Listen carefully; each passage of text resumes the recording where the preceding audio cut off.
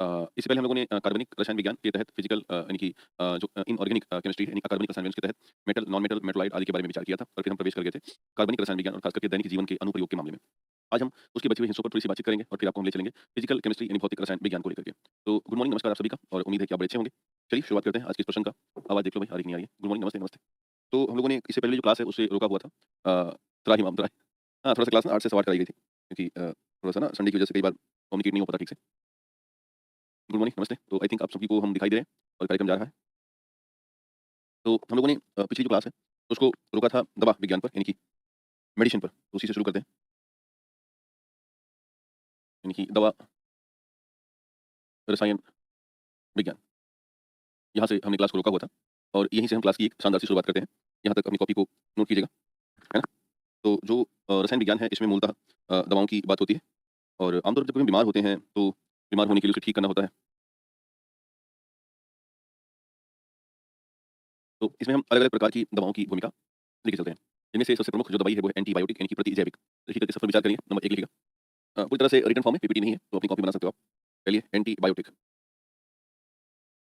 दवाई या इसे हम कहेंगे प्रतिजैविक। प्रतिजैविक। तो एंटीबायोटिक दवाई या प्रतिजैविक दवाई आमतौर पर ये 2 के लिए होती है। तो लिख देना मूलतः यह बैक्टीरिया यह बैक्टीरिया व फंगस के नकारात्मक प्रभाव फंगस के नकारात्मक प्रभाव को समाप्त करने में उपयोगी होती हैं में उपयोगी होती हैं। इन्हें हम प्राप्त भी यहीं से करते हैं। जैसे कि अगर हम नीचे नोट लिखें तो विश्व की प्रथम एंटीबायोटिक जो आई वो थी पेनिसिलिन। पेनिसिलिन 1926-27 के दौरान आई थी। अलेक्जेंडर फ्लेमिंग ने इसे विकसित किया था। अलेक्जेंडर फ्लेमिंग ने इसका विकास किया था।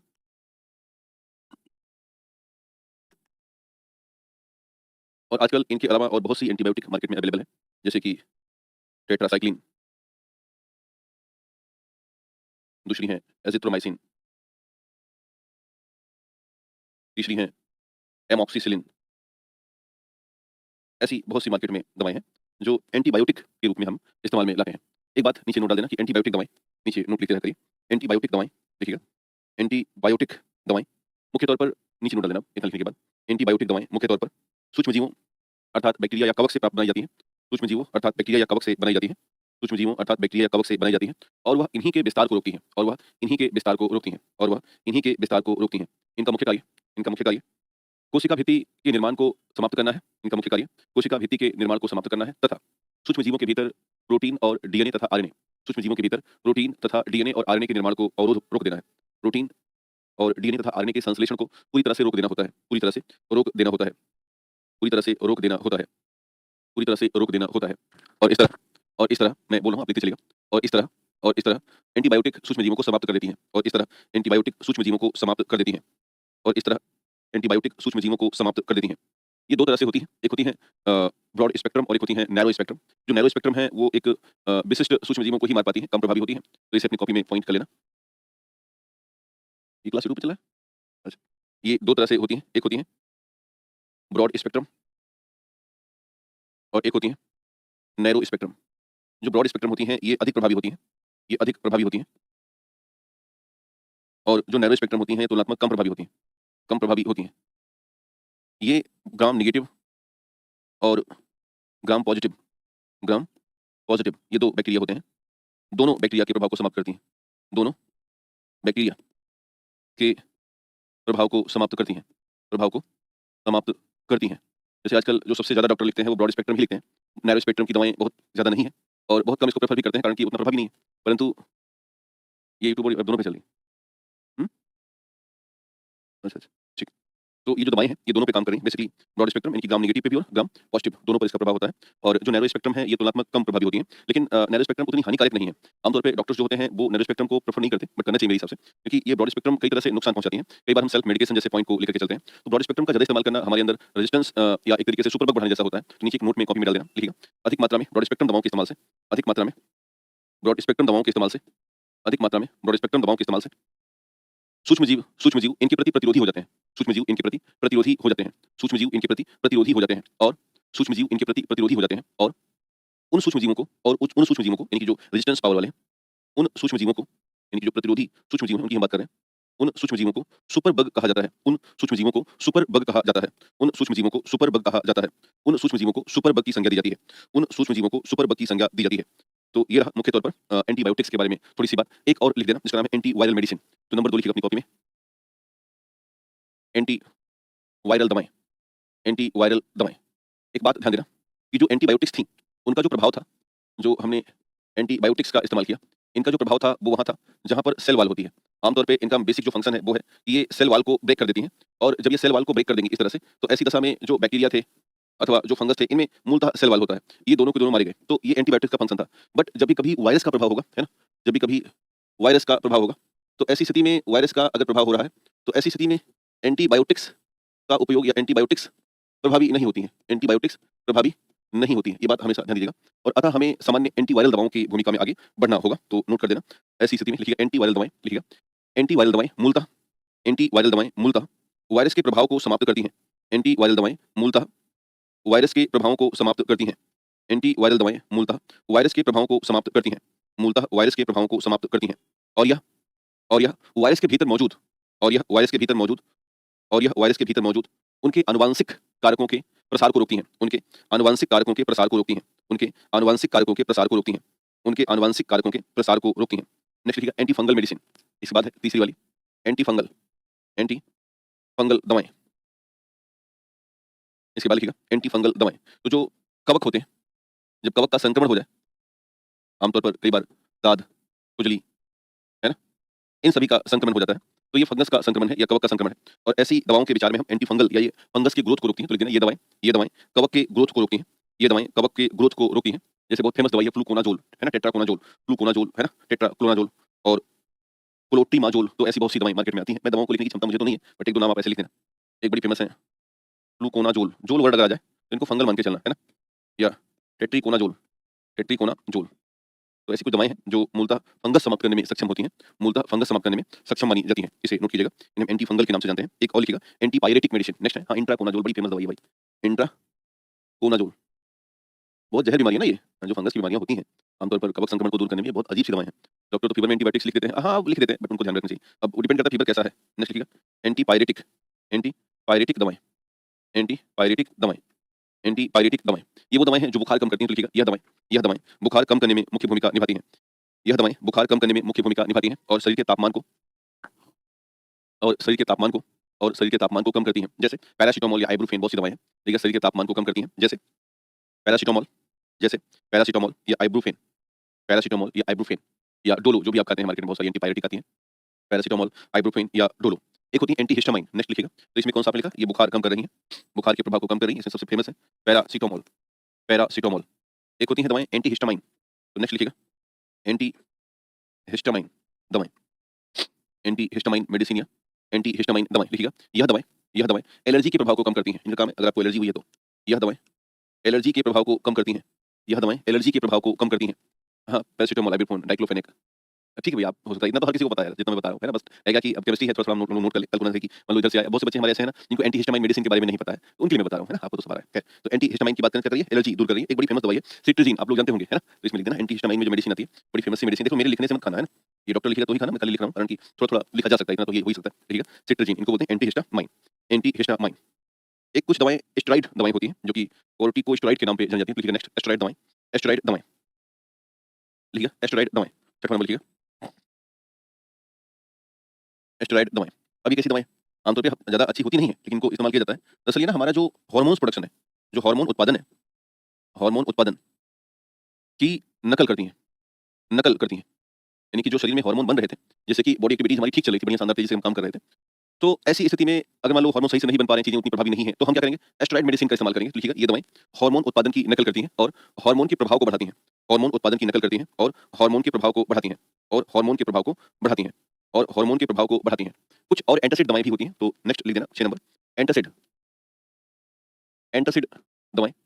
और जो एंटासिड दवाएं होती हैं, ये हाई बेस या क्षार की बनी होती हैं, जैसे कि मिल्क ऑफ मैग्नीशिया हो गया, है ना, मिल्क ऑफ मैग्नीशिया हो गया। ऐसे बहुत से हमारे पास बेस हैं जिनका इस्तेमाल करके बनती हैं और इनके द्वारा हम गैस अथवा पेट की जो समस्या होती है, गैस अथवा पेट की जो समस्या होती है, उसे दूर किया जाता है। पेट की समस्या को दूर करते हैं। आमतौर पर पेंटोसिड, एंटासिड इस तरह के नाम आते हैं, है ना? लास्ट में अगर थोड़ा और मजबूत करना है तो डीएसआर जोड़ देते हैं। तो हाँ, हल्दी में नेचुरल एस्टेरॉइड होता है। हाँ, ये सच है कि हल्दी में नेचुरल एस्टेरॉइड होता है। कुछ दवाएँ एंजेलाइटिस या एंग्जायटी को कम करने के लिए होती हैं। कुछ ट्रैंक्विलाइज़र मेडिसिन्स होती हैं जो हमारे ब्रेन को ठीक-ठाक करें। ऐसी बहुत सी दवाएँ हैं जिनको हमने अपने पॉइंट में जोड़ा या इनको अपने स्तर पर समझने का प्रयास किया। तो इतना आप नोट कर लीजिएगा। नेक्स्ट की तरफ बढ़ें, तो आगे हम कुछ देखेंगे फिजिकल केमिस्ट्री में। नेक्स्ट चैप्टर है भौतिक और रासायनिक परिवर्तन, फिजिकल एंड केमिकल चेंज। तो लिखिएगा, अगली हेडिंग या अगला चैप्टर लिखिएगा फिजिकल केमिस्ट्री में भौतिक और रासायनिक परिवर्तन, फिजिकल एंड केमिकल चेंज। एक-एक करके पहले हम भौतिक परिवर्तन देखते हैं और फिर हम रासायनिक परिवर्तन देखते हैं। तो जब हम बात करेंगे फिजिकल चेंज की, यानी कि भौतिक परिवर्तन की, तो कॉपी में अलग से हेडिंग डाल देना, भौतिक परिवर्तन, भौतिक परिवर्तन। तो बड़ा सिंपल सा है भौतिक परिवर्तन, क्या है इसे समझिएगा। पहला जो बड़ा सिंपल है भौतिक परिवर्तन में कि अगर आप किसी चीज़ को काट रहे हैं, है ना? काटना या चीरना अथवा फाड़ना, है ना? अथवा मोड़ना अथवा मोड़ना। मसलन ये वही सिंपल तरीका, अगर हमारे पास मान लो एक टिश्यू पेपर है, तो इसको हम चाहें तो काटें कैंची से, या चीरें या फाड़ें या इसको मोड़ें।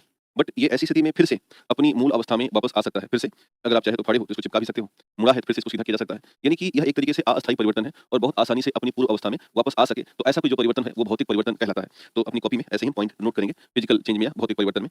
तो एक-एक करके हम बिंदु वाइज़ इसको नोट करते चलते हैं। है ना? पॉइंट वाइज़ लिखिएगा।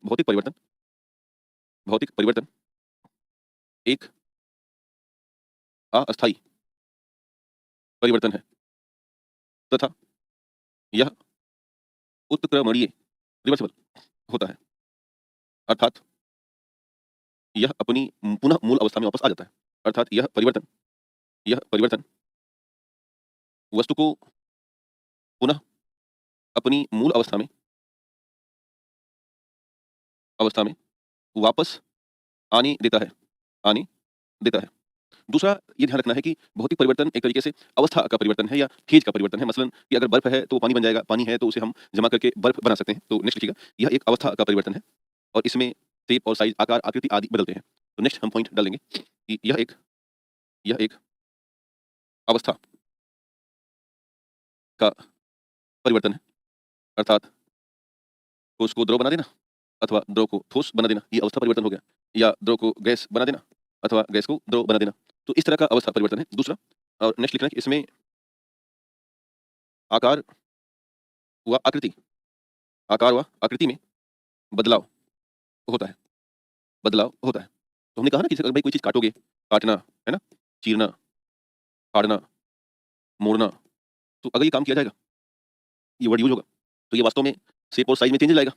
बट सच्चाई ये है कि यह एक अस्थायी चेंज है और उत्क्रमणीय होने के नाते फिर से अपनी मूल अवस्था में वापस आ सकता है। एक और खास बात ध्यान देना कि इस परिवर्तन में, यानी कि भौतिक परिवर्तन में भौतिक परिवर्तन में कोई नया उत्पाद नहीं बनता है। कोई नया उत्पाद नहीं बनता। और एक और खास बात, अधिक ऊर्जा की भी आवश्यकता नहीं है।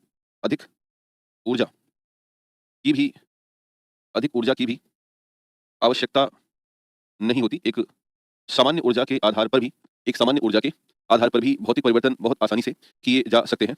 एक और ध्यान देना कि द्रव्यमान में भी कोई खास परिवर्तन नहीं होता है। तो नेक्स्ट लिख देना कि वस्तु के द्रव्यमान में भी परिवर्तन नहीं होता। वस्तु के द्रव्यमान में भी परिवर्तन नहीं होता है। तो इस बेस पर हम एक जो भौतिक परिवर्तन की बात है या फिजिकल चेंज की बात है, इस बेस पर बहुत आसानी से समझ सकते हैं या जान सकते हैं। अब आपके मन में अगला जो कॉन्सेप्ट उठ रहा है कि ऐसे हमें आप 2-4 एग्जांपल्स बता दीजिए जो भौतिक परिवर्तन करने में क्षमतावान हों या जो हमें सिखा सक रहे हों कि हम भौतिक परिवर्तन कर रहे हैं। तो पहली बात हमने कहा कि जहाँ भी ये चीरने-फाड़ने वाली बात हो, जैसे मान के चलो कि ग्लास को तोड़ देना, तो ये भौतिक परिवर्तन फिर से जोड़ा जा सकता है। दूसरा, आइस बनाना, बर्फ बना देना, भौतिक, क्योंकि फिर से आप पानी बना सकते हो। तीसरा, विद्युत बल्ब का चमकना। चौथा, नमक का क्रिस्टल बनाना। ऐसे बहुत से एग्जांपल हैं। तो लिखिएगा प्रमुख उदाहरण। लिखिएगा प्रमुख उदाहरण। एक-एक करके पॉइंट आउट करते रहना। लकड़ी या काँच या प्लास्टिक या धातु, इन सभी को काटना, तोड़ना या मोड़ना, ये क्या कहलाएगा? भौतिक परिवर्तन। ये कहलाएगा भौतिक परिवर्तन। दूसरा, विद्युत बल्ब का चमकना। तीसरा, NaCl का क्रिस्टल बनाना, आप इसे फिर से उसी रूप में बदल सकते हो। चौथा, पानी से बर्फ बनाना, पानी से बर्फ बनाना या बर्फ से पानी बनाना, कुछ भी। ये इससे बन सकता है और ये इसमें बदल सकता है। तो ये परिवर्तन कैसा परिवर्तन होगा? भौतिक परिवर्तन होगा। जैसे बाल काटना। अब भाई बाल काटा जा सकता है तो बाल जोड़ा भी जा सकता है। ऐसा कोई बहुत बड़ा मसला नहीं है कि आप उसे नहीं कर सकते हो। एक और लिखिएगा, बालू और पानी मिलाना, बालू और पानी मिलाना, ठोस सल्फर को द्रव सल्फर में बदलना, ठोस सल्फर को द्रव सल्फर में बदलना, एक को लिखिएगा शुष्क बर्फ का यानी ड्राई आइस का सब्लिमेशन ऊर्ध्वपातन, शुष्क बर्फ या ड्राई आइस का सब्लिमेशन या ऊर्ध्वपातन, ड्राई आइस का सब्लिमेशन या ऊर्ध्वपातन, दाढ़ी बना लेना, ये भी एक भौतिक परिवर्तन है ना? शेविंग करना या दाढ़ी बनाना, फल काटना, फल या सब्जियां काटना, फल या सब्जियां काटना, फल या सब्जियां काटना। इसके बाद लिखिएगा बॉइलिंग, मेल्टिंग और फ्रीजिंग, ये इंपॉर्टेंट है। लिखिएगा क्वथनांक, गलनांक और हिमांक, क्वथनांक, गलनांक और हिमांक, ये तीनों भौतिक परिवर्तन में आते हैं। क्वथनांक, गलनांक और हिमांक, ये तीनों भौतिक परिवर्तन में आते हैं। नेक्स्ट लिखिएगा, नेक्स्ट लिखिएगा कीचड़ बनाना, मेकिंग स्लैम, कीचड़ बनाना, अंडे तोड़ना, कीचड़ बनाना, अंडे तोड़ना, किसी भी लकड़ी को पानी में रखकर उसे फुलाना, किसी भी लकड़ी को पानी में रखकर उसे फुलाना, और लिक्विड नाइट्रोजन का वाष्पीकरण, द्रव नाइट्रोजन का वाष्पीकरण, द्रव नाइट्रोजन का वाष्पीकरण, द्रव नाइट्रोजन का वाष्पीकरण। तो ऐसे बहुत सारे एग्जांपल्स हैं जिसमें हम इनका उपयोग कर रहे हैं, यानी कि हमारे पास ये एक तरीके से फिजिकल चेंजेस रहे हैं। अब इसके विपरीत यदि हम चलें और देखें कि केमिकल चेंजेस क्या है, रासायनिक परिवर्तन, तो उनको हम देखें तो ध्यान देना, जब भी कभी कोई चीज जलाना होगा, है ना, ये रासायनिक परिवर्तन में बड़ा सिंपल सा सिम्टम्स है। जलाना हो, जैसे कि वापस लौट करके ना आ पाए, वापस लौट करके ना आ पाए, अथवा कोई चीज पकानी है, जलाना हो या किसी चीज को पकाना हो, तो जैसे कोई भोजन है उसे हम पकाना चाहते हैं, यानी कि रासायनिक परिवर्तन एक अस्थायी परिवर्तन है। और दूसरा कि इस परिवर्तन को आप अनुत्क्रमणीय परिवर्तन मान के चलें, जिसमें वह वस्तु जो परिवर्तित हो गई है वो पुनः मूल अवस्था में वापस लौट के नहीं आती है, और इस परिवर्तन में मास में भी चेंजेस देखे जाते हैं। दूसरा, इस परिवर्तन में नए प्रोडक्ट मिलते हैं, नए उत्पाद मिलते हैं, और इस परिवर्तन को कराने में तुलनात्मक रूप में ज्यादा ऊर्जा की भी आवश्यकता लगती है। तो इसकी हम एक तरीके से रासायनिक परिवर्तन की परिभाषा या व्यवस्थाओं को थोड़ा थोड़ा देखते हैं। लिखिए हेडिंग रासायनिक परिवर्तन, रासायनिक परिवर्तन, केमिकल चेंज। तो केमिकल चेंज में एक बार नजर आ जाए तो पहली बात तो यह एक अस्थायी परिवर्तन है। दूसरा, अनुत्क्रमणीय है, अर्थात परिवर्तन होने के बाद पुनः मूल अवस्था में नहीं लौटा जा सकता, मूल अवस्था में नहीं लौटा जा सकता, मूल अवस्था में नहीं लौटा जा सकता। जैसे भाई कॉमन सी बात है ना, मेरे पास दूध है और इसे आपने दही बना लिया, तो ये बन गया। अब कभी दही दूध नहीं बन सकती है, कभी भी आप सोचो कि दही दूध बन जाए, तो अभी इस धरती पे पॉसिबल है नहीं। इसलिए हमने क्या कहा, अनुत्क्रमणीय। क्या कहा, अनुत्क्रमणीय। तो दो हो गया। तीसरा लिखना है, इस परिवर्तन में नया पदार्थ प्राप्त होता है, नया पदार्थ प्राप्त होता है, अधिक ऊर्जा की भी आवश्यकता लगती है, अधिक ऊर्जा की भी आवश्यकता लगती है। नया पदार्थ प्राप्त हुआ और अधिक ऊर्जा की भी आवश्यकता लगी, नया पदार्थ प्राप्त हुआ और अधिक ऊर्जा की भी आवश्यकता लगी। एक और ध्यान देना, जब भी कभी बहुत रासायनिक परिवर्तन हो रहा होगा तो ऊष्मा भी उत्पन्न होती है, प्रकाश भी उत्पन्न होता है, इसके अलावा ध्वनि भी उत्पन्न होती है, आवाज भी आती है, गंध भी बदलती है और रंग भी बदलता है। तो नेक्स्ट डाल देना इसी में, लिखिए रासायनिक परिवर्तन के दौरान, परिवर्तन के दौरान ऊष्मा, प्रकाश, ध्वनि, इन तीनों का उत्पादन होता है। भाई कोई लकड़ी जल रही है, तो लकड़ी जल रही है तो ऊष्मा भी निकलेगी, प्रकाश भी होगा, और लकड़ी जलेगी, चट चट चट की आवाज भी आएगी। तो रासायनिक परिवर्तन में आमतौर पर ऊष्मा, प्रकाश और ध्वनि ये देखे जाते हैं कि हाँ इसमें हो रहा है। एक और ध्यान देना कि इस दौरान पदार्थ का रंग, पदार्थ का रंग व स्वाद तथा गंध में भी बदलाव होता है।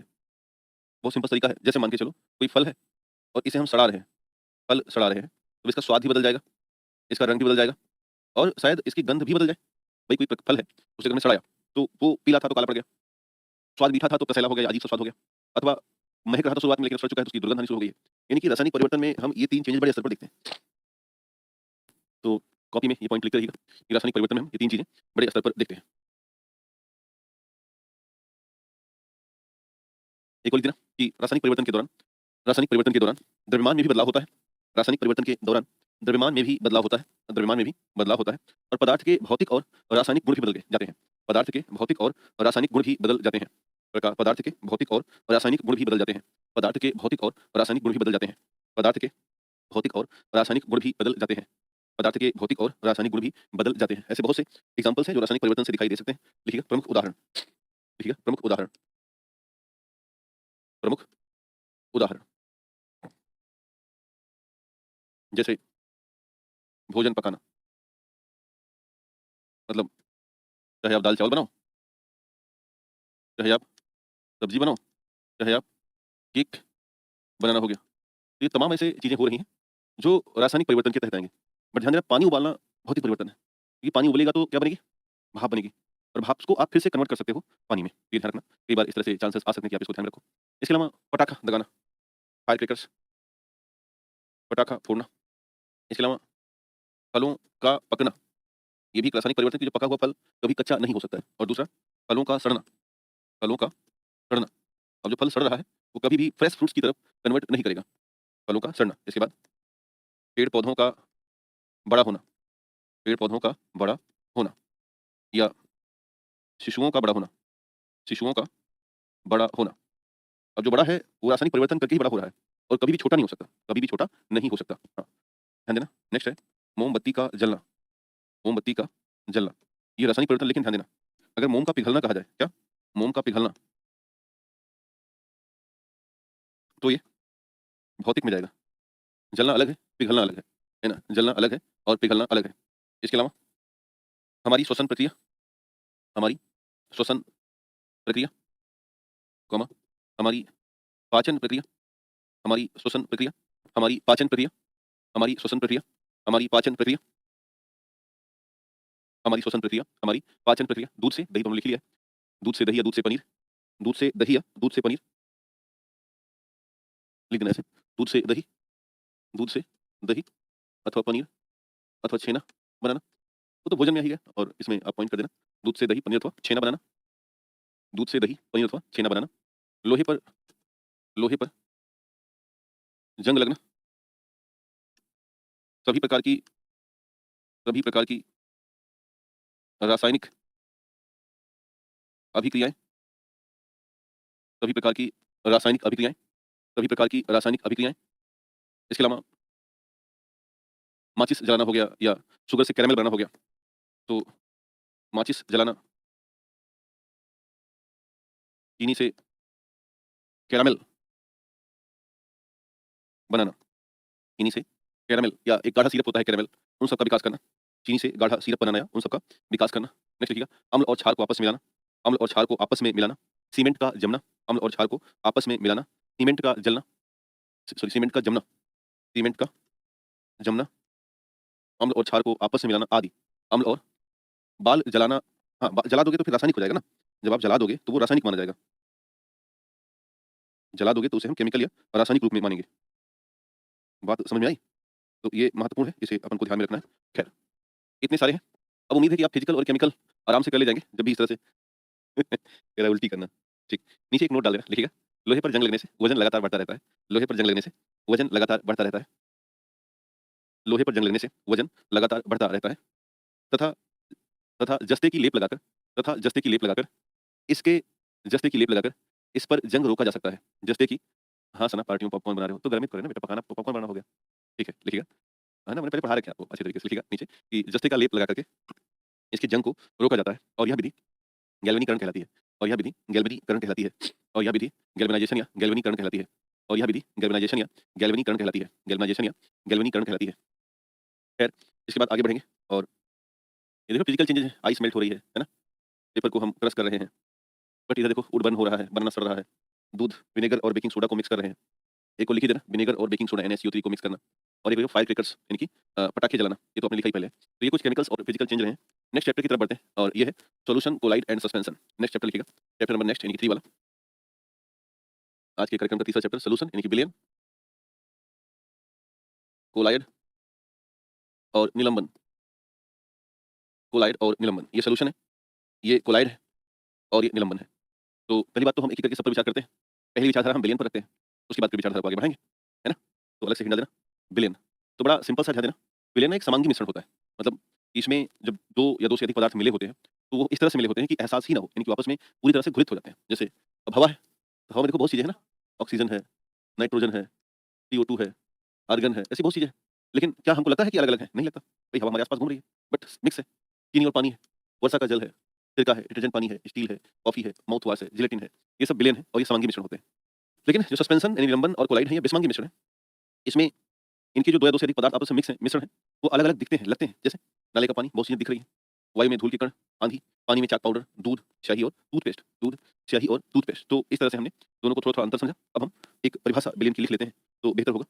लिखिएगा परिभाषा बिलियन की। लिखिएगा परिभाषा।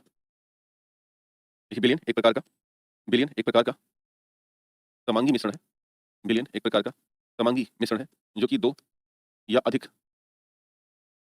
पदार्थों के 2 या 2 से अधिक पदार्थों के 2 या 2 से अधिक पदार्थों के आपस में मिलने से बनता है। 2 या 2 से अधिक पदार्थों के आपस में मिलने से बनता है। 2 या 2 से अधिक पदार्थों के आपस में मिलने से बनता है। 2 या 2 से अधिक पदार्थों के आपस में मिलने से बनता है। अब ये द्रव विलयन भी हो सकता है, ध्यान देना, ठोस विलयन भी हो सकता है और गैस विलयन भी हो सकता है। बात को समझना। मान लो पानी है और पानी में हमने थोड़ा-सा मिला दिया है अ, अल्कोहल। तो पानी और अल्कोहल मिला दिया। ये दोनों द्रव में थे। हमने जिंक यानी जस्ता प्लस तांबा मिला दिया है, जिससे हमने पीतल बना ली। तो ये ठोस विलयन कहलाएँगे। और हमने हवा प्राप्त की है, जिसमें हमने N2, O2 और CO2 मिलाए। तो ये वास्तव में गैस विलयन कहलाते हैं। ये वास्तव में गैस विलयन कहलाते हैं, यानी कि विलयन तीनों अवस्थाओं में मिलेंगे। ये नहीं है कि कई बार हमारे मन में क्या होता है कि हम विलयन के नाम पर केवल द्रव ही पता कर रहे होते हैं। द्रव में ये हालत है। कई बार द्रव में ठोस, कई बार ठोस में द्रव, मतलब मैक्सिमम बस बस ध्यान देना है कि मिश्रण कैसा हो, समांगी होना चाहिए। एक और खास बात ध्यान देना कि मान लो कि ये कोई पात्र है बड़ा-सा, ठीक है? और इस पात्र में हमने यहाँ तक पानी भर दिया है और पानी है 2 लीटर। कितना है? पानी है 2 लीटर। और इस 2 लीटर के पानी में सपोज़ दैट हमने 100 ग्राम चीनी डाल दी। कितना डाली? 100 ग्राम चीनी डाल दी। तो अब बताओ कि ये मिक्स होगा? और जब मिक्स हो जाएगा, तो अंततः हमें इनके मिलाने से एक समांग मिश्रण मिला, जिसे आप अपनी भाषा में शरबत कह सकते हो। अपनी भाषा में आप इसे शरबत बुला सकते हो। तो इस समांग मिश्रण की कहानी में क्या है कि चीनी कम है और पानी ज़्यादा है। बस ध्यान देना, इस विलयन में ये समांग मिश्रण जो मात्रा ज़्यादा होगी, ये विलायक कहलाएगा। क्या कहलाएगा? विलायक। और जो कम होगा, ये विलेय कहलाएगा। जो कम होगा, वह विलेय, जो ज़्यादा है वह विलायक। तो बस ध्यान देना है कि विलयन में जिस पदार्थ की मात्रा ज़्यादा हो, वह विलायक, और जिस पदार्थ की मात्रा कम हो, वह विलेय। विलेय, सॉल्यूट, सॉल्वेंट। विलायक को बोलते हैं सॉल्वेंट और विलेय कहते हैं सॉल्यूट। तो सॉल्यूट और सॉल्वेंट 2 होते हैं और दोनों को मिक्स करके हम सॉल्यूशन हासिल करते हैं। हमारे आस-पास कई तरह के विलयन हैं, जैसे ध्यान देना, कुछ सॉलिड सॉल्यूशन होते हैं, इनको मैं नोट डाउन करते चलना है। जैसे जब सॉल्यूट ठोस हो और सॉल्वेंट भी ठोस हो, इसे सॉलिड इन सॉलिड कहते हैं। जैसे कि सभी तरह की मिश्र धातुएँ, यानी कि ब्रास हो गया, ब्रॉन्ज हो गया, कॉपर और गोल्ड, इन सब का एलॉय बनाना हो। तो ये सॉलिड एंड सॉलिड के विलयन होंगे। अगर मान लो सॉल्यूट यानी कम वाला लिक्विड है और सॉल्वेंट यानी ज़्यादा वाला ठोस है, तो ये लिक्विड इन सॉलिड कहलाएगा। जैसे मरकरी में आप सोडियम डाल दें अथवा CuSO4 और FeSO4 का मिक्स कर दें। तीसरा, अगर हम ठोस में गैस रखें, और सबसे ध्यान देना है, सारी सारी कैसे होनी चाहिए? समांग। कैसे होनी चाहिए? समांग। तो ये कहलाएगा गैस इन सॉलिड। जैसे सॉल्यूशन आप हाइड्रोजन एंड लेड, तीसरा में हाइड्रोजन डाल दो। डिसॉल्व्ड गैस इन मिनरल्स, खनिजों में जो गैसें डिसॉल्व होती हैं, उनकी बात करेंगे। तो जैसे ये लिखा हुआ है, वैसे ही आपको लिख डालना है। दूसरा, कुछ विलयन लिक्विड भी होते हैं। है ना? लिक्विड विलयन में हमेशा अधिक वाला क्या होगा? लिक्विड। सॉल्वेंट सारे क्या होंगे? लिक्विड लिक्विड होंगे। तो ठोस में, द्रव में ठोस प्रवेश करा दो। जैसे हमने पानी में चीनी डाल दिया, पानी में नमक डाल दिया, या CCl4 में आयोडीन डाल दिया। तो CCl4 लिक्विड है और आयोडीन सॉलिड है।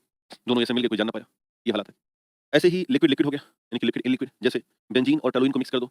जैसे हमने अभी थोड़ी देर पहले अल्कोहल और वाटर को मिक्स किया था। तो ये लिक्विड इन लिक्विड हो जाएंगे। नेक्स्ट, लिक्विड में गैस, यानी कि जब आप पानी में CO2 की बात करें, पानी में O2 की बात करें, अथवा अमोनिया इन वाटर, पानी में अमोनिया की बात कर लें, तो ये लिक्विड सॉल्यूशन कहलाएगा। कुछ हमारे पास गैसीय सॉल्यूशन भी होते हैं। अब इसमें जो बड़ा वाला, अधिक वाला, यानी सॉल्वेंट गैस गैस होगा।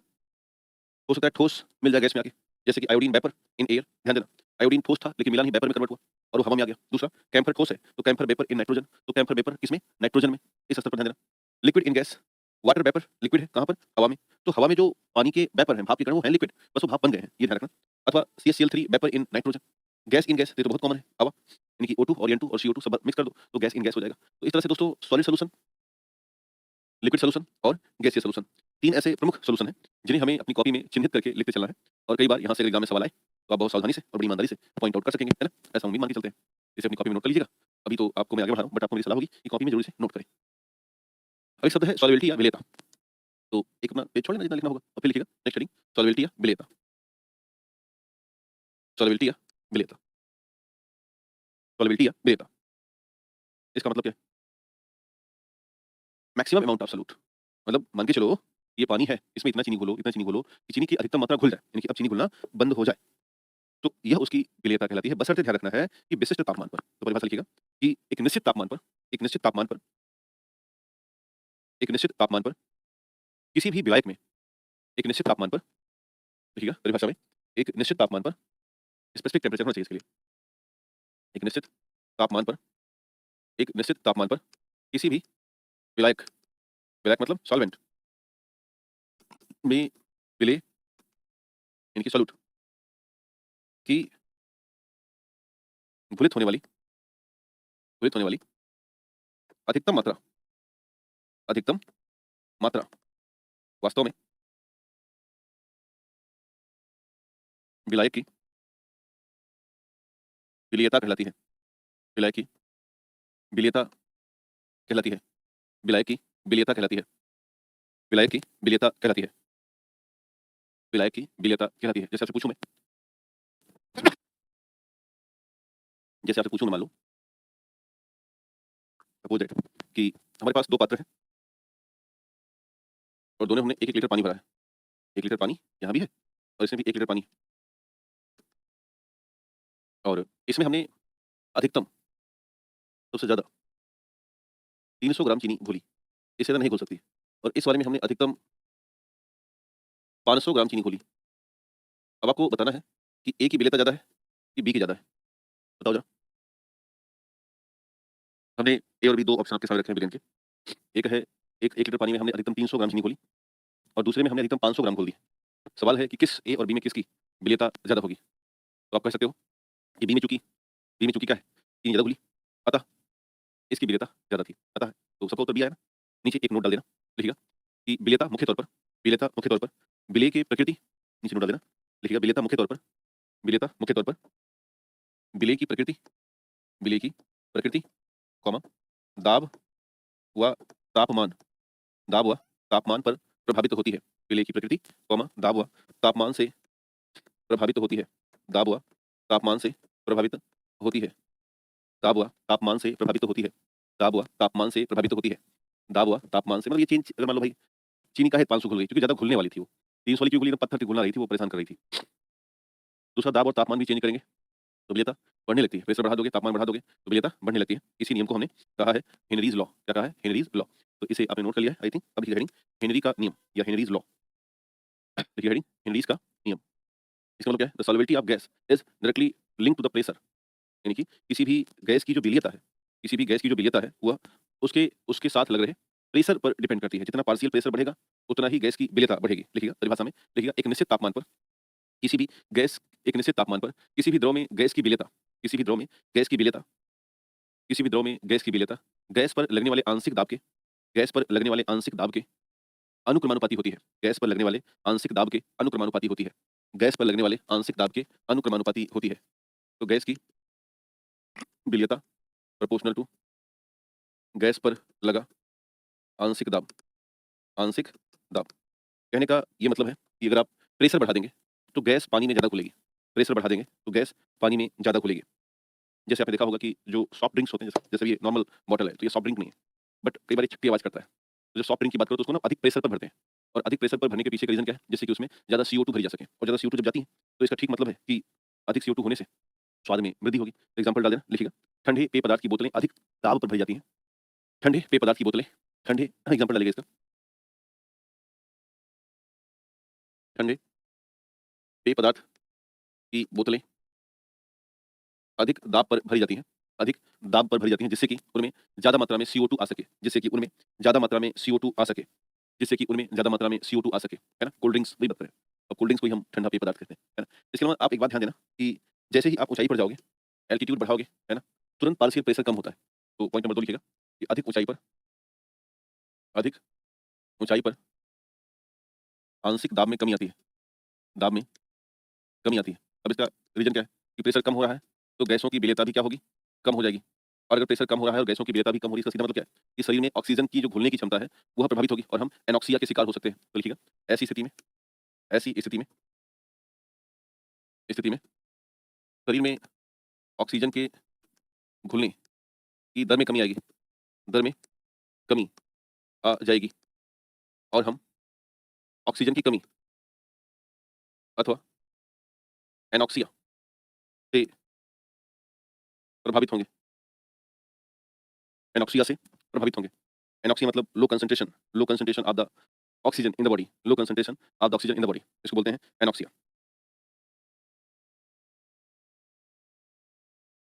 इसको बोलते हैं क्या? Anoxia. Low concentration oxygen in the body. इसके अलावा मान लो कि कोई स्कूबा डाइवर है, जैसे कि जो गोताखोर है, इनकी चर्चा करें तो देखिए नंबर 3 एग्जांपल में नंबर 3 डाल देना। तीसरा एग्जांपल लिखिएगा कि जो गोताखोर है, जैसे ही गहरे पानी में जाता है, पानी में जाता है, तो वहाँ दबाव बढ़ता है, दबाव बढ़ता है और तुलनात्मक अधिक मात्रा में गैसें रक्त में घुलने लगती हैं। गैसें रक्त में घुलने लगती हैं। खासकर खासकर अगर हम चर्चा करें किसकी, तो खासकर नाइट्रोजन बहुत तेज़ी से घुल जाती है। और नाइट्रोजन घुलना अगर है ना? खासकर कौन? तो नाइट्रोजन घुलेंगी तेज़ी से। अब ध्यान देना कि नाइट्रोजन के घुलने से ठीक है, कोई इश्यू नहीं है। लेकिन जैसे ही गोताखोर बाहर आता है, गोताखोर बाहर आता है, उसके रक्त से नाइट्रोजन बबल बन के निकलेगी। उसके रक्त से नाइट्रोजन के बुलबुले बाहर आते हैं। इससे उन्हें तीव्र दर्द होता है, जिसे ही जिसे ही क्या कहेंगे? बेंडिंग क्या बोलते हैं? जिसे हम बेंड कहते हैं। जिसे ही बेंडिंग समस्या कहा जाता है। इसलिए गोताखोर इससे बचने के लिए तत्काल एक सिलेंडर लेके जाएँगे, जिसमें नाइट्रोजन का प्रतिशत वैल्यू घटा दिया जाएगा, हीलियम जोड़ दिया जाएगा और ऑक्सीजन की वैल्यू बढ़ा दी जाएगी। तो नीचे ये बात पहले लिखिए कॉपी में कि भाई गोताखोर बाहर आएगा तो नाइट्रोजन के बबल्स देख रहे हो? ये पूरा शरीर रेडिश रेडिश कलर में कन्वर्ट हो जाएगा। ऐसा उन पे प्रभाव पड़ता है। ऐसा उन पे प्रभाव पड़ता है। भाई समझ में आ रहा है ना अच्छे से? नोट बना रहे हो ना अच्छे से? हाँ, नोट्स बना रहे हो। कोई जल्दबाजी अपन को नहीं। और देखो तो हमने शनिवार संडे मामले को लगभग आपके पक्ष में कर दिया। कारण कि समय था, ठीक-ठाक समय था। ऐसा कोई जल्दबाजी थी नहीं और फिर ये सब याद भी है, अच्छी बात है तब तो। प्रजापति सीमा कुमारी। एक दिन और हम क्लास लेंगे यानी कि नेक्स्ट वीक में और फिर हम आपसे नमस्ते कर लेंगे। तो लगभग-लगभग हम लोगों ने अपने मुद्दे को पूरा कर लिया है। तो सिलेंडर ना मिला गोताखोर कैसे जाएगा? नहीं तो खाने वाला मिल तो रहा है यार आई थिंक हमने अभी हमारे घर में करीब 2 सिलेंडर आया। क्योंकि घर में 2-3 लोगों के पास वो है मतलब क्या बोलते हैं उसको भैया कनेक्शन। जैसे हमारी चाची के नाम भी है, हमारी मम्मी का भी कनेक्शन है ना? तो लोग अक्सर ऐसा करता है कि एक ही परिवार में जैसे संयुक्त परिवार हो तो लोग अलग-अलग कॉपी बनवा लेता है। जैसे दिल्ली में क्या है ना कि प्रति फ्लोर विद्युत वाला मामला है कि 1 फ्लोर है तो 1 घर माना जाएगा, उसमें 1 मीटर लग गया।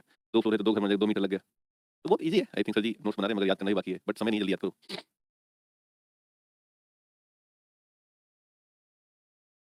एक समझ में तो घर तो 2 घर है ना भाई, एक हमारी मम्मी का घर है, एक हमारी चाची का घर है। कॉपी पर 2 कॉपी है ना लीगल वाइज़ है इल्लीगल नहीं है। बिना कनेक्शन वालों को तो ट्रैवल करना पड़ेगा थोड़ा-सा इस बार। हालाँकि वहाँ भी थोड़ा पैसा बढ़ा के देखो तो मिल रहा है और बस अभी कल देखा गया कि भाई रूस ने कह दिया कि हम कुछ देंगे ही नहीं देंगे। बड़ा टेक्निकल है मामला। खैर जो भी हो नीचे नोट डाल दो। वहीं सोई जो राम रचि रखा। तो बस प्रयास करते रहो, सकारात्मक रहो, चीज़ें अच्छी जाएँगी ऐसा मान के चलना। लिखिएगा गोताखोर बेंडिंग से बचने के लिए विशेष तरह का स्कूबा सिलेंडर गोताखोर बेंडिंग से बचने के लिए हम अभी जल्दी में स्कूबा डाइविंग करने गए थे अंडमान निकोबार में। तो वहाँ ये सिलेंडर बाँध के ले गए थे पीठ में और लगभग पानी के अंदर हम गए थे 35 से 40 मीटर अंदर गए थे पानी में। तब जाकर के वहाँ हमें कुछ कोरल्स वगैरह दिखाई दी। लेकिन उतने अंदर जाने के बाद लग रहा था मैं कहाँ ही आ गया हूँ। ये ऐसी दुनिया है शायद यही हूँ क्या? तो बड़ा टेक्निकल था। खैर ठीक है। गोताखोर बेंडिंग से बचने के लिए गोताखोर बेंडिंग से बचने के लिए विशेष सिलेंडर का उपयोग करते हैं जिसमें 56.2% नाइट्रोजन जिसमें 56.2% नाइट्रोजन जिसमें 56.2% नाइट्रोजन, 32.2% ऑक्सीजन जिसमें 32.2% ऑक्सीजन और 11.7% 11 32 कर दो 32.1% ऑक्सीजन और 11.7% हीलियम गैस भर दी जाती है। 32.1 ऑक्सीजन, 62.2 नाइट्रोजन और 11.7 नहीं मज़ा तो नहीं आया बट दोबारा ना करूँगा इतना पता है। एक बार कर लिया तो कर लिया। स्थिति बड़ी गंभीर थी। अंदर जाने के बाद ये लग रहा था कि ये मूर्खता तो नहीं कर दिया मैंने। हालाँकि इंस्ट्रक्टर्स होते हैं साथ में बट ना जब उस दिन भैया जब वो अपने उस पे साइन करवाता है ना कि मर जाओगे तो हमारी कोई ज़िम्मेदारी नहीं होगी। तो फिर लगता है यार चीज़ें अच्छी तो नहीं हो सकती ना, हो सकता है खतरा हो जाए। और आपको बताऊँ कि एक जो जुबिन गर्ग थे ना, उनका जिस दिन देहांत हुआ था स्कूबा डाइविंग की वजह से हुआ था, जुबिन गर्ग आई थिंक उधर नॉर्थ ईस्ट के बड़े प्रसिद्ध गायक थे। उसी दिन मैंने स्कूबा डाइविंग की थी।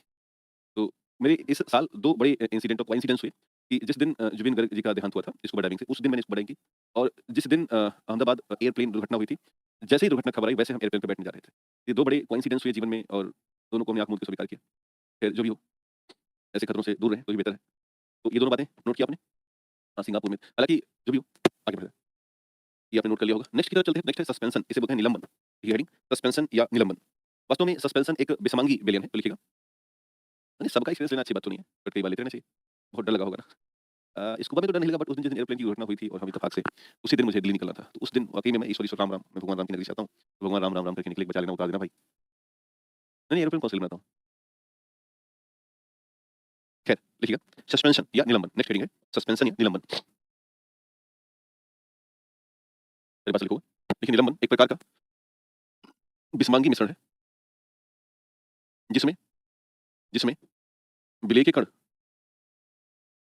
विलेय के कण बड़े होते हैं, जिसमें विलेय के कण बड़े होते हैं, अर्थात विलेय के कण पूरी तरह से अर्थात विलेय के कण पूरी तरह से थैंक यू आपकी दुआएं हैं ये हम उम्मीद करते हैं। देखिएगा जिसमें विलेय के कण पूरी तरह से घुलित नहीं होते, जिसमें विलेय के कण पूरी तरह से घुलित नहीं होते, जिसमें विलेय के कण पूरी तरह से घुलित नहीं होते, जिसमें विलेय के कण पूरी तरह से घुलित नहीं होते, अर्थात इन्हें हम अर्थात इन्हें हम अर्थात विलेय के कणों को हम अर्थात विलेय के कणों को हम अपनी आंखों से देख सकते हैं, अर्थात विलेय के कणों को हम अपनी आंखों से देख सकते हैं, अर्थात विलेय के कणों को हम अपनी आंखों से देख सकते हैं, क्योंकि यह 100 नैनोमीटर से अधिक बड़े आकार के होते हैं, क्योंकि यह 100 नैनोमीटर से अधिक बड़े आकार के होते हैं, क्योंकि यह 100 नैनोमीटर से अधिक बड़े आकार के होते हैं। कितना? 100 नैनोमीटर प्लस, क्योंकि यह 100 नैनोमीटर से अधिक बड़े आकार के होते हैं, है ना? अब एग्जांपल चेक करते हैं। देखिए एग्जांपल जैसे कीचड़ युक्त पानी, जैसे पानी में चाक का घोल, जैसे पानी में बालू, जैसे पानी में आटा, पानी में आटा मिलाना, जैसे फांसी का सिरप, जैसे गैस्ट्रो के सिरप आते हैं ना, तो छठवां लिख दें जैसे गैस्ट्रो सिरप, वो पेट वाले बहुत सारे आते हैं, गाढ़े गाढ़े होते हैं चाक जैसे, गैस्ट्रो सिरप, जैसे गैस्ट्रो सिरप, ये तमाम ऐसे हैं, है ना? हम लोग सत्तू पीते हैं, है ना? लिखिएगा सत्तू, पानी में पानी में सत्तू मिला सकते हो, सत्तू मिल्क ऑफ मैग्नीशिया, है ना? सत्तू मिल्क ऑफ मैग्नीशिया, चिमनी से निकलता हुआ धुआं, और भी उदाहरण सत्तू सत्तू, आठवां मिल्क ऑफ मैग्नीशिया का घोल, मिल्क ऑफ मैग्नीशिया का घोल, नौवां पेंट, 10वां धूल भरी आंधी, धूल भरी आंधी, ये तमाम ऐसे हैं जो सस्पेंशन में आते हैं। इसलिए सस्पेंशन देखो जब भी वहाँ पे लिखा हो सेक बेल बिफोर यूज, जिस भी सिरप में लिखा हो कि यूज करने से पहले अच्छे से इसको ऐसे मिला लें, क्योंकि प्रोटीन पाउडर अगर बिना सेक किए पियोगे तो कोई मतलब का नहीं निकलेगा। तो सस्पेंशन में ये जरूर नोट रहता है कि सेक बेल बिफोर यूज। सर सत्तू पीने का टाइम आ गया, मैं जा रहा हूँ पीने। ठीक है, तो जाओ निलंबन पी के आओ। खैर, तो इसके बाद नेक्स्ट की तरफ चलते हैं और लास्ट है वो है कोलाइड। कौन सा है? कोलाइड्स। तो कोलाइड भी एक तरीके का बिस्मांगी मिश्रण ही है, बट इसमें ये ध्यान रखना कि जो कोलाइड में विलेय के कण होते हैं वो 100 से नीचे होते हैं, 100 नैनोमीटर से नीचे और 1 नैनोमीटर से अधिक होते हैं। तो परिभाषा लिखिएगा, देखिए कोलाइड भी एक प्रकार का, परिभाषा लिखो, कोलाइड भी एक प्रकार का विषमांगी मिश्रण है। कोलाइड भी एक प्रकार का विषमांगी मिश्रण है। कोलाइड भी एक प्रकार का विषमांगी मिश्रण है। कोलाइड भी एक प्रकार का विषमांगी मिश्रण है। विषमांगी मिश्रण है। कोलाइड भी एक प्रकार का विषमांगी मिश्रण है।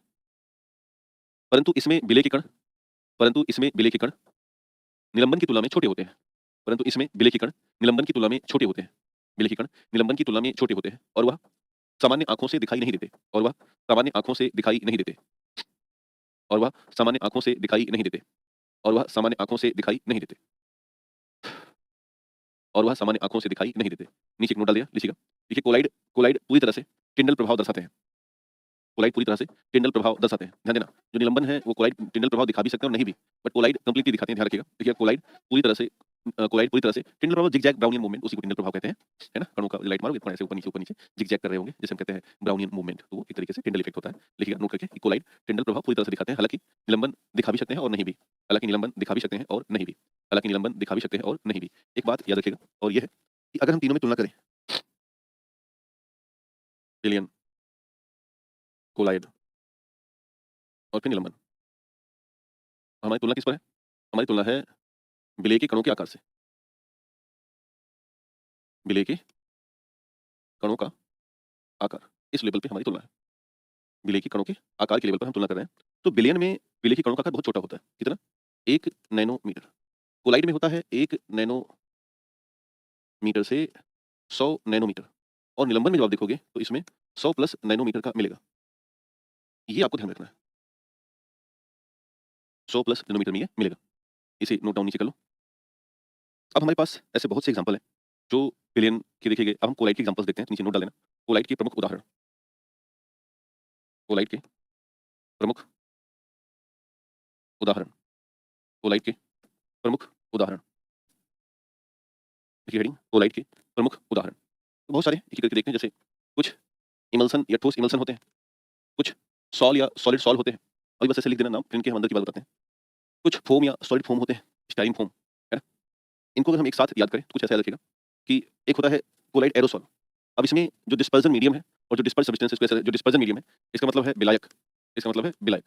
जो डिस्पर्ज सब्सटेंस होते हैं इसका मतलब होता है विलेय, जो छोटे वाले हैं, जो घोले जाते हैं, है ना? परिक्षेपण माध्यम और परिक्षिप्त पदार्थ। तो जो एरोसोल होते हैं उसमें गैस में लिक्विड मिला रहे हैं, एग्जांपल है फॉग, एरोसोल, स्प्रे। दूसरा, एक एरोसोल और होता है जिसमें गैस में ठोस मिलाते हैं, जैसे कि स्मोक, एयरबोर्न बैक्टीरिया। एक होता है फोम, और फोम ऐसा है जिसमें लिक्विड में गैस मिला रहे हैं, लिक्विड में गैस मिला रहे हैं, जैसे कि व्हिप क्रीम है जो उसके केक के ऊपर लगती है, और सॉफ्ट सोड है यानी कि साबुन के बुलबुले हैं। एक इमल्सन होता है, इमल्सन में लिक्विड मिला रहे हैं, जैसे कि मिल्क यानी दूध है, ये भी पायस है, इमल्सन को बोलते हैं पायस। और मायोनीज जो हम खाते हैं वो मोमोज के साथ मायोनीज चटनी होती है ना वो। दूसरा एक सॉल है, इसमें लिक्विड में ठोस मिला रहे हैं, और इसमें पेंट है, क्ले है, जिलेटिन है। एक है सॉलिड फॉर्म जिसमें हम सॉलिड में गैस मिला रहे हैं, और यह है मार्शमैलोज आते हैं, स्टाइरिन फोम आते हैं। मार्शमैलोज और स्टाइरिन फोम की भूमिका होती है, ध्यान रखने वाली बात है। एक सॉलिड इमल्सन है, इसमें सॉलिड में लिक्विड मिला है, जैसे कि बटर है, चीज़ है। एक और है सॉलिड सॉल्ट, इसमें सॉलिड में सॉलिड मिला है, जैसे कि रूबी ग्लास। तो ये बहुत इंपॉर्टेंट ग्राफिक्स है, इसको आप आराम से बना लीजिएगा, और उम्मीद है कि आपको इस स्तर पर लिक्विड यानी कि जो सॉल्यूशन है यानी कि विलयन, निलंबन और कोलेट तीनों समझ में आए होंगे। इन्हें याद रखिएगा, यहाँ से एग्जाम में सवाल आते हैं। और ये थोड़ा-सा रहा जिसको हमने ब्राउनियन मूवमेंट कहा, और ये टिंडल इफेक्ट रहा, कोई आवश्यकता नहीं है, ऐसे ध्यान रखना। नेक्स्ट जो चैप्टर है चौथा आज का, वो है अम्ल, क्षार और लवण। तो हम चौथे चैप्टर पर पहुँच रहे हैं और नाम लिख रहे हैं अम्ल, क्षार और लवण। फोर्थ नंबर का चैप्टर है वो है एसिड, बेस और साल्ट। अम्ल, क्षार और लवण। तो बहुत आसानी से एक-एक करके हम लोग इस पर चर्चा करेंगे और समझते हुए चलेंगे। अम्ल बहुत ज़िंदगी में हमारे लाभकारी है और बड़ा ही आवश्यक है, क्योंकि दुनिया हमें स्वाद प्रदान करता है। जैसे हमने अपने जीवन में जब से होश संभाली, तब से एक आध बार, 2 बार हमने शुरुआती दौर में सिरके का सेवन किया। सिरका मतलब विनेगर, और उसका स्वाद हमें खट्टा-सा लगा। आमतौर पर अम्ल कई बार प्रभावी भी होते हैं, अगर त्वचा पर गिर जाएँ, तो ये एक तरीके से जलन पैदा कर सकते हैं। क्षारों की दुनिया भी अलग है, साबुन जैसे होते हैं, हल्के से चिपचिपे होते हैं, स्वाद में तुलनात्मक कसैले होते हैं। लवण की दुनिया है, तो जब से हम आए हैं तब से हम नमक ही खा रहे हैं। तो नमक यानी कि NaCl एक मजबूत लवण है, साल्ट है, और बिना लवण के हमारा जीवन संभव नहीं है, यानी कि अम्ल, क्षार और लवण रसायन विज्ञान की दुनिया से निकल करके, और सर हमने आज तक सिरका देखा भी नहीं है, ठीक है? आगे चल के भी देख लोगे, कहीं पढ़ाई पर ध्यान दो। तो हमारे व्यक्तिगत जीवन में ये जो अम्ल और क्षार है, रसायन विज्ञान की दुनिया से निकल कर के आए हैं, तो इनके बारे में हमें विचार करना है। तो आइए बातचीत करते हैं। गलत दिखे थे रुखसार पर भी, है ना? आइए इसको नज़र डालते हैं। लिखिएगा अम्ल का सामान्य परिचय। लिखिए कॉपी में हेडिंग अम्ल का सामान्य परिचय। लिखिए हेडिंग अम्ल का सामान्य परिचय। अम्ल का सामान्य परिचय। लिखिए हेडिंग अम्ल का सामान्य परिचय। तो पहला परिचय है कि एक अर्हीनियस सिद्धांत होता है। लिखिएगा पहला परिचय नंबर 1, लिखिएगा अर्हीनियस सिद्धांत के आधार पर, सिद्धांत के आधार पर अम्लों को अम्लों को जल में घोलने पर यह H+ आयन प्रदान करता है। H+ आयन प्रदान करता है। तो पहला परिचय हो गया कि अर्हीनियस ये कहते हैं कि अगर आप किसी अम्ल को पानी में घोल दोगे, तो ऐसी स्थिति में वो हमेशा H+ आयन तोड़ेगा, और अगर वो तोड़ रहा है तो बहुत क्लियर बात है कि वो अम्ल है। क्या है? अम्ल है। दूसरा जो परिचय रहा अम्ल का, वो है कि यह स्वाद में खट्टे होते हैं, स्वाद में खट्टे हैं, और इनका पीएच मान सदैव 7 से कम होगा, सदैव 7 से कम माना जाएगा, सदैव 7 से कम माना जाएगा, सदैव 7 से कम माना जाएगा। ये नीले लिटमस को एक तरीके से लाल कर देते हैं, और मेथिल ऑरेंज को ये रेड कर देते हैं। तो नेक्स्ट लिखिएगा कि यह नीले लिटमस को लाल व नीले को लाल करते हैं, और मेथिल ऑरेंज इंडिकेटर को इंडिकेटर सर जी कब तक क्लास चलेगी?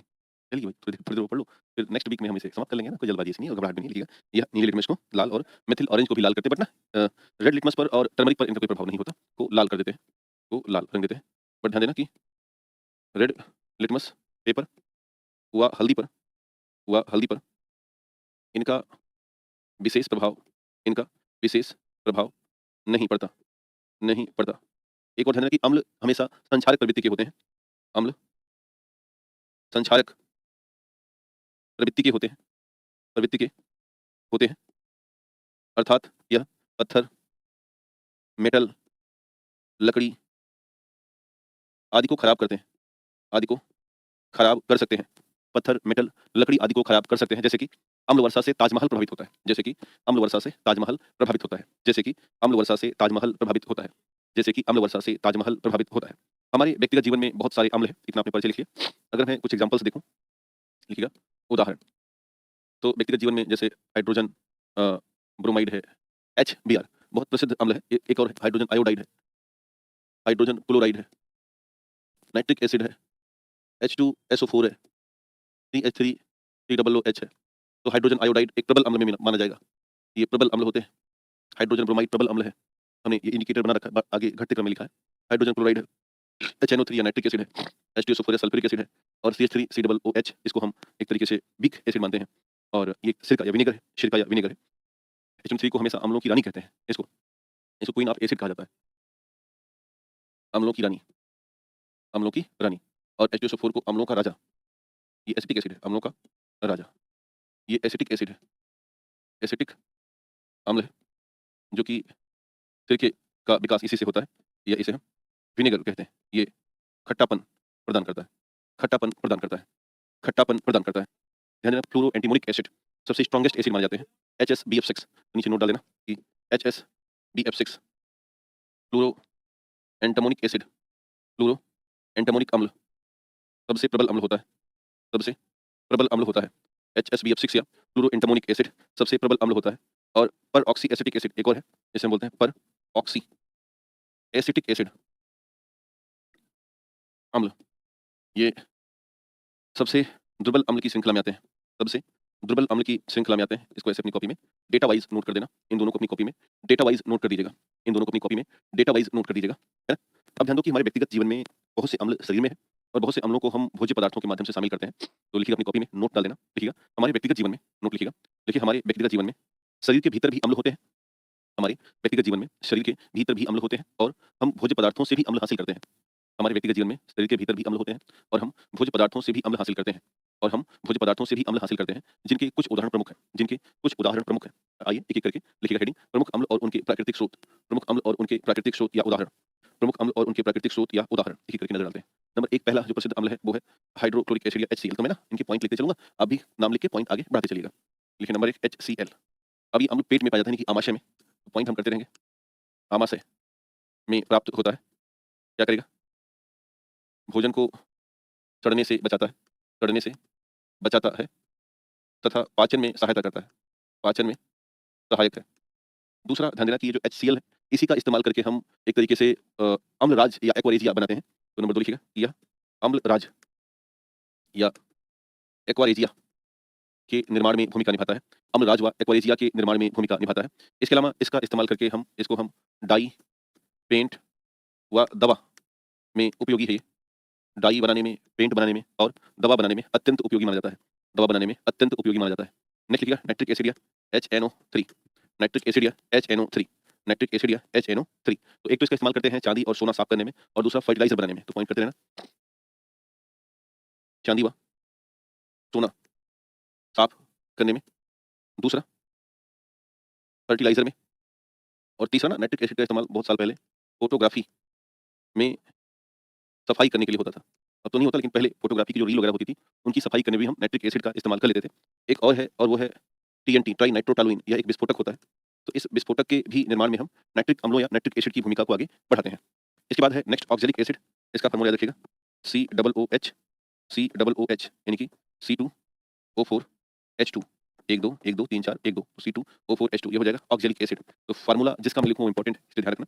तो ऑक्जेलिक एसिड आमतौर पर ये टमाटर में या सोयल प्लांट में अथवा पालक में होते हैं और इनका इस्तेमाल करके हम ब्लीच करते हैं और रस निकालते हैं। तो पॉइंट याद रखना, ये टमाटर में, पालक में और एक पौधा होता है सोरेल पौधा, सोरेल पादप से प्राप्त होते हैं, से प्राप्त होते हैं।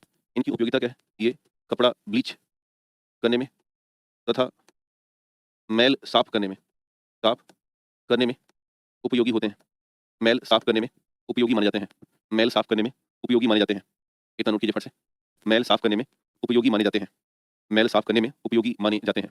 इसके बाद अगला जो हमारे पास एसिड है वो है बेंजोइक एसिड, C6H5COOH। क्या बोलेंगे, C6H5COOH, बेंजोइक एसिड। अब आपने खूब नाम पढ़ा होगा बेंजोइक एसिड का, कि इसका इस्तेमाल करके हम, अभी मैंने आपको बताया था में ऑर्गेनिक केमिस्ट्री में, इसका इस्तेमाल करके वास्तव में हम खाद्य परीक्षण या फूड प्रिजर्वेशन में भूमिका निभाते हैं। तो सबसे लिखिएगा, सर्वप्रिय प्रिय खाद्य परिरक्षक है। दूसरा परफ्यूम व दवा का निर्माण इसी से करते हैं, परफ्यूम व दवा का निर्माण बेंजोइक एसिड से किया जाता है। एक और लिख देना कि यह एंटीबैक्टीरियल होता है और यह एंटीबैक्टीरियल होता है और आमतौर पर वाटरमेलन, जामुन और टमाटर से प्राप्त हो सकता है। आमतौर पे टमाटर, वाटरमेलन और जामुन से प्राप्त हो सकता है। इसके बाद नेक्स्ट है फार्मिक एसिड, HCOOH, HCOOH। इसे कहते हैं मेथेनोइक एसिड, मेथेनोइक अम्ल, मेथेनोइक अम्ल। ये वही है जो चींटी के और बिच्छू आदि के पर आदि के डंक में होता है। चींटी, बिच्छू, बर या बिरनी बोलते हैं, बर या बिरनी आदि के डंक में आदि के डंक में होता है। आमतौर पर इसका जब कंसंट्रेशन हाई होगा, जैसे बिच्छू में इसका कंसंट्रेशन बहुत हाई होता है, इसलिए बिच्छू के काटने से ज़्यादा दर्द होगा और चींटी में इसका कंसंट्रेशन उतना हाई नहीं होता, लो होता है, इसलिए इनका उतना प्रभाव हम पर नहीं पड़ पाता है ना? तो ये तमाम ऐसे एग्ज़ाम्पल हैं। एक पौधा भी है नेटल प्लांट, उसकी जड़ में उसके काँटे में होते हैं, नेटल पादप के काँटे में और एक को लिख देना मधुमक्खी में, मधुमक्खी या बीज में होता है ये। बीज के डंक में भी हमें मेथनोइक एसिड या फार्मिक एसिड मिल सकता है। मेथनोइक एसिड या फार्मिक एसिड मिल सकता है। इसका इस्तेमाल करके हम आमतौर पर यह एंटीबैक्टीरियल है, तो एंटीबैक्टीरियल होने के नाते इसको हम किसी तरीके से प्रिजर्वेशन के रूप में इस्तेमाल कर सकते हैं। दूसरा ये रबर और पेपर इंडस्ट्री में बहुत इस्तेमाल होता है। लेकिन यह एक एंटी बैक्टीरियल है, इसलिए इसको हम परिरक्षक के रूप में, और दूसरा पेपर व रबर उद्योग में, पेपर व रबर उद्योग में यह अत्यंत उपयोगी होता है। पेपर व रबर उद्योग में फार्मिक एसिड अत्यंत उपयोगी माना जाता है। पेपर व रबर उद्योग में फार्मिक एसिड अत्यंत उपयोगी माना जाता है। पेपर व रबर उद्योग में फार्मिक एसिड अत्यंत उपयोगी माना जाता है। नेक्स्ट है ग्लूटामिक एसिड, लिखिएगा। नेक्स्ट है ग्लूटामिक एसिड। यह विभिन्न प्रकार की दालों में, प्रकार की दालों में व प्रोटीन उत्पादों में होता है। प्रोटीन उत्पाद में होगा। इससे प्रोटीन संश्लेषण, प्रोटीन संश्लेषण में मदद मिलती है। प्रोटीन संश्लेषण में मदद मिलती है। प्रोटीन संश्लेषण में इसके द्वारा हमें मदद प्राप्त होती है। नेटल प्लांट ना वो पादप है, कांटेदार पादप होता है। इससे प्रोटीन संश्लेषण में हमें मदद मिलती है। ये कई बार मस्तिष्क और हमारे ब्रेन के लिए बेहद आवश्यक होते हैं और इसको हम न्यूट्रिएंट सप्लीमेंट में भी इस्तेमाल करते हैं। देखिएगा, हमारे मस्तिष्क व न्यूरॉन की सक्रियता बढ़ाते हैं और इनको पोषक उत्पाद में भी इस्तेमाल किया जा सकता है। पोषक उत्पाद में भी उपयोगी होते हैं। पोषक उत्पाद में भी अत्यंत उपयोगी माने जाते हैं। पोषक उत्पाद में भी अत्यंत उपयोगी माने जाते हैं। तो इतना नोट कीजिएगा और नेक्स्ट लिखिएगा ऑर्थोफॉस्फोरिक एसिड। नेक्स्ट है ऑर्थोफॉस्फोरिक एसिड, H3PO4 या H3PO3, H3PO4 या H3PO3। आमतौर पे इसको हम फास्फोरिक एसिड भी कहते हैं। देखो, जो भी साबुन और डिटर्जेंट बनाए जाते हैं, साबुन, डिटर्जेंट के निर्माण में इसकी भूमिका होती है। दूसरी खास बात, जो सॉफ्ट ड्रिंक है ठंडा वाला, इसमें जो शार्प टेस्ट होता है, शार्प स्वाद, उस शार्प स्वाद को हासिल करने में ऑर्थोफॉस्फोरिक एसिड का इस्तेमाल किया जाता है। ऑर्थोफॉस्फोरिक एसिड का इस्तेमाल किया जाता है। ऑर्थोफॉस्फोरिक एसिड का इस्तेमाल किया जाता है। नेक्स्ट लिखिएगा टैनिक एसिड। कौन सा है? Tannic acid. ये आमतौर पर चाय और कॉफी में होता है। इसके अलावा ओक और जो चेस्टनट है, यानी कि सिंघाड़ा है, उसमें भी इस्तेमाल कर लेते हैं। तो टैनिक एसिड के स्रोत चेक कीजिएगा। तो चाय की नवीनतम पत्तियों, कॉफी, ओक वृक्ष, ओक वृक्ष व चेस्टनट आदि से प्राप्त होता है। आदि से, अब इसका सूत्र इतना बड़ा है ना, याद करना कोई पॉसिबिलिटी है नहीं, तो कोई मतलब का नहीं है। एक याद रखना, टैनिक है, एक होता है टैनिन। तो नीचे एक नोट डाल दो। एक होता है टैनिन। यह एक रंगहीन पीला रसायन है जो फल व सब्जियों के साथ होता है, के साथ होता है और उन्हें काटने पर भूरा रंग प्रदान करता है। तो जो फल और सब्जियों में भूरा रंग आता है, वो बेसिकली इस टैनिन से आता है। किससे आएगा? टैनिन से आएगा, इसे हमें ध्यान देना है। एक और एसिड है जिसको बोलते हैं हीनोटैनिक एसिड। हीनो, नोट नंबर 2 लिखिएगा। हीनोटैनिक अम्ल, और ये होती हैं हिना या मेहंदी की पत्तियों में। हिना या जो मेहंदी की पौधे पौधे नहीं आते, हरी-हरी छोटी-छोटी पत्तियाँ होती हैं, तो ये मेहंदी की पत्तियों में होता है और यही हमारे स्किन को लाल कर देता है। हीनोटैनिक एसिड होता है, हीनोटैनिक एसिड। नेक्स्ट है एसिटिक एसिड, इसको हम सिरका कहते हैं, CH3COOH। ये है एसिटिक एसिड, CH3COOH। ये आमतौर पे सिरके में होगा और खट्टा और पंजेंट यानी कि तीखी स्मेल प्रदान करता है। तो ये सिरके में होते हैं, सिरके में होते हैं तथा खट्टा व खट्टा स्वाद व तीखी गंध, खट्टा स्वाद व तीखी गंध प्रदान करते हैं। खट्टा स्वाद व तीखी गंध प्रदान करते हैं। खट्टा स्वाद व तीखी गंध प्रदान करते हैं। इनका इस्तेमाल करके हम नींबू और अचार को लंबे समय तक सुरक्षित भी करते हैं और ये परफ्यूम और सिल्क रेयॉन आदि बनाने में मदद करते हैं।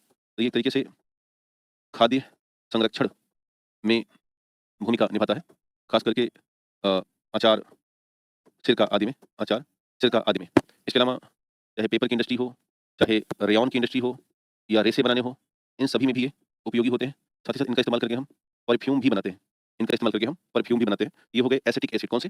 एसिटिक एसिड के तौर पर ध्यान दीजिएगा। हाँ, आम का जब भी छिलका बनाना है थोड़ा-थोड़ा उसमें एसिटिक एसिड डाल दिया जाए। आजकल तो जब कभी बारात आदि में फ्रूट्स काट के रखते हैं ना, ये सलाद वगैरह आधा घंटा पहले काट डालता है, तो उसमें ना एसिटिक एसिड का छिड़काव कर देते हैं, जिससे कि आधे घंटे बाद कटे हुए फल खाने में नुकसान ना करे। आपने कहीं पढ़ा है ना कि कटे हुए फल नहीं खाते, लेकिन बारात में तो कटे हुए फल बहुत 2 घंटे से कटे हुए हैं। तो जो अच्छे खासे मेज़बान होते हैं पढ़े लिखे, वो उस पर एसिटिक एसिड का थोड़ा छिड़काव या थोड़ा साइट्रिक एसिड का छिड़काव कर देते हैं, या हल्का-सा विटामिन सी का छिड़काव कर देते हैं, जिससे कि वो काफ़ी देर तक बचा रह जाए। नेक्स्ट है साइट्रिक एसिड, है ना? साइट्रिक एसिड है C6H8O7। एक और है एस्कॉर्बिक एसिड, एस्कॉर्बिक अम्ल है। ये होता है C6H8O6, इसी को हम कहते हैं विटामिन सी। क्या कहते हैं? Vitamin C. बस ध्यान देना कि विटामिन सी खट्टापन नहीं देता, बल्कि ये खट्टे और मीठे फलों में होता है। फार्मूला है एस्कॉर्बिक एसिड, ये विटामिन सी है C6H8O6। ये आपको खट्टे व मीठे फल में होता है, फल में होता है, याद रखिएगा। और एक तरीके से ये अच्छा पोषक तत्व है। ये तो विटामिन है, लेकिन जो साइट्रिक एसिड है ये फलों को खट्टा करता है, बट ये कोई हमें पोषक नहीं देता। तो कह सकते हैं फलों को खट्टा करता है, बट ध्यान देना कि इससे हमें कोई पोषण नहीं मिलता। इससे हमें कोई पोषण नहीं मिलता, तो इतना अंतर है ना? कई बार हमारे पास मिसकंसेप्शन होता है कि भई एस्कॉर्बिक एसिड खट्टा करता नहीं, ये खट्टे फलों में होता है, ये ध्यान रखना है। ठीक है, ठीक। थोड़ा सर्दी सी लग रही है। सर्दी सी लगती है मुझे ना, इसलिए बंद किया हूँ। नेक्स्ट है टारटेरिक एसिड, लिखिएगा टारटेरिक एसिड। नेक्स्ट है टारटेरिक एसिड, कच्चे आम, है ना? कच्चे अंगूर, इमली, एप्रिकॉट, एवोकाडो, कहाँ-कहाँ होगा? कच्चे आम, अंगूर सब कच्चे होने चाहिए। इमली, केला, एप्रिकॉट, ये तमाम ऐसे फल में पाया जाता है, जिसका नाम है टारटेरिक एसिड। क्या नाम है? टारटेरिक एसिड, टारटेरिक एसिड। इसके अलावा मैलिक एसिड है, तो ये मुख्य तौर पर सेब, है ना? पियर्स, पके हुए बनाना और एप्पल, इन सब में होगा। ये क्या होता है? सेब, रिपेन केला या रिपेन बनाना, सेब सेब तो हो गया। चने की पत्ती, चने की पत्ती, इन सभी जगहों पर होगा मैलिक एसिड। क्या हो जाएगा? इन सभी जगहों पे होगा मैलिक एसिड, मैलिक एसिड, ठीक है? मैलिक एसिड टमाटर में मुख्य तौर पर ना मैलिक और मुख्य तौर पर ऑक्सैलिक होता है, लेकिन टमाटर में 10 तरह के अम्ल पाए जाते हैं, जो कि मैलिक भी है, साइट्रिक भी है, तो नीचे नोट में डाल देना। लिखिए नीचे, लिखिए टमाटर में लगभग 10 प्रकार के अम्ल पाए जाते हैं, जिनमें से ऑक्सैलिक प्रमुख है और अन्य में मैलिक और साइट्रिक है। जिसमें ऑक्सैलिक प्रमुख है और अम्ल में मैलिक और साइट्रिक है। ऑक्सैलिक प्रमुख है और अन्य में मैलिक और साइट्रिक है। इसके अलावा लैक्टिक एसिड है। नेक्स्ट लिखिएगा लैक्टिक एसिड, नेक्स्ट लिखिएगा लैक्टिक एसिड, है ना? इसको हम हाइड्रॉक्सी प्रोपियोनिक एसिड भी बोलते हैं, CH3CH CH3CHOH CH3CHOH hydroxy propionic acid. क्या बोलेंगे? हाइड्रॉक्सी, इसका एक और नाम याद रखिएगा, प्रोपियोनिक अम्ल, हाइड्रॉक्सी प्रोपियोनिक अम्ल। ये कहाँ पे मिलेगा? छाछ में, यानी कि बटर मिल्क में, छाछ यानी कि बटर मिल्क में और दही में और मक्खन में। छाछ यानी बटर मिल्क, दूसरा दही, तीसरा लिखिएगा मक्खन। दूसरा दही और तीसरा लिखिएगा मक्खन, या चीज़ में भी मिलता है, चीज़ में भी मिलता है। नेक्स्ट है ब्यूटारिक एसिड, है ना? नेक्स्ट है ब्यूटारिक एसिड, ये भी मिलेगा कहाँ पर? बटर मिलेगा और मिल्क में, पनीर में। तो ब्यूटारिक एसिड लिखिएगा बटर में, मिल्क में और पनीर में, और पनीर में। एस्कॉर्बिक एसिड विटामिन सी है, जिसे आपने अभी पढ़ा ही कि ये खट्टे-मीठे फलों में कहाँ मिलेगा? खट्टे-मीठे फलों से प्राप्त होता है। खट्टे-मीठे फलों से प्राप्त होता है। तो ये कुछ ऐसे हमारे पास एसिड रहे, इसके अलावा भी एसिड की दुनिया बहुत बड़ी है, फिर भी इतना पर्याप्त है। इसे आप नोट डाउन कीजिएगा। जब हम HCl और HNO3 को मिलाएँ, नीचे लिखिएगा अम्लराज या एक्वारेजिया। HCl प्लस HNO3 3:1 का अनुपात, इसे याद रखना है। अम्लराज एक बफर विलयन है, जिसमें HCl 3 अनुपात में और HNO3 1 अनुपात में होता है। HCl 3 अनुपात में और HNO3 1 अनुपात में होता है। यहाँ सोना, प्लेटिनम, निकेल, पारा और टंगस्टन, किसको? सोना, प्लेटिनम, निकेल, पारा और टंगस्टन, ये 3 हैं। यह सभी अम्लराज में घुल जाते हैं। अम्लराज विलयन में घुल जाते हैं, विलयन में घुल जाते हैं। इसे नोट करना। कौन-कौन? बहुत ज़्यादा गलनांक बिंदु वाला है टंगस्टन, फिर भी ये घुल जाता है। सोना, प्लेटिनम, निकेल, पारा और टंगस्टन, पारा और टंगस्टन। लेकिन चांदी, टाइटेनियम और ये 2 ऐसे हैं जो नहीं घुलते हैं। कौन-कौन से? याद रखिएगा, Ag और टाइटेनियम, यह नहीं घुलते हैं, यह नहीं घुलते। इसे याद रखना है। एक्वारेजिया में ये कॉन्सेप्ट आ सकता है, एग्जाम में पूछा जा सकता है। तो दोस्तों, ये रही जानकारी अम्ल के बारे में। अगला जो चैप्टर है वो है क्षार, तो यहीं पर आज रोक रहे हैं। नेक्स्ट क्लास में हम आपको जितने भी बचे हिस्से हैं उन पर चर्चा करेंगे, है ना? तो आज के लिए मुझे दीजिएगा विदाई, और अगली बार यानी कि नेक्स्ट वीक में हम आपसे फिर मिल सकते हैं। यानी कि शनिवार संडे में बस 3 घंटे की क्लास और बची हमारी, तो उसमें हम कवर कर लेंगे। जो भी होगा आराम से पढ़ते रहिए और मुस्कुराते रहिए। थैंक यू, नमस्ते। बंद कर।